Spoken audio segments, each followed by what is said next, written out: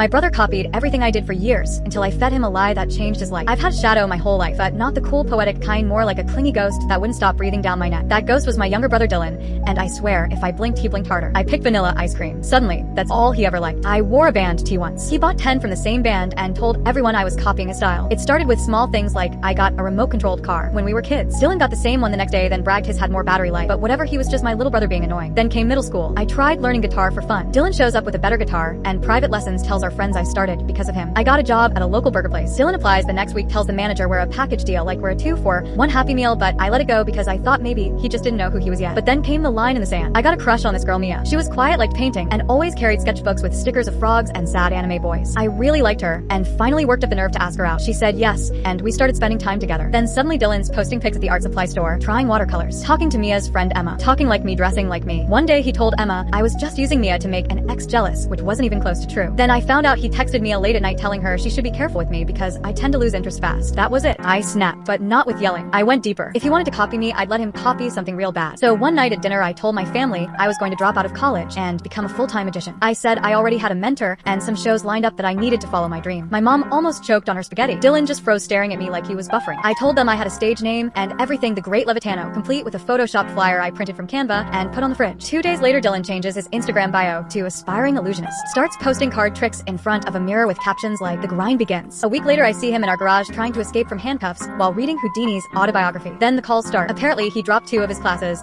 and asked our cousin if she could connect him with a local magician for networking. I let it all ride for a while until he called me in a panic. Dude, this isn't working. I can't get the knots right, and I spent $200 on a smoke machine. I told him I made it all up. I wasn't becoming a magician. I just wanted to see how far he'd go chasing a lie. He got real quiet, then just said, "Why would you do that?" And I told him, because sometimes you have to make someone disappear from your path the hard way. Now he's working weekends at birthday parties doing magic tricks for toddlers because he said he committed too much to quit. And I just watch from a distance, finally living a life that isn't echoed back to me every second.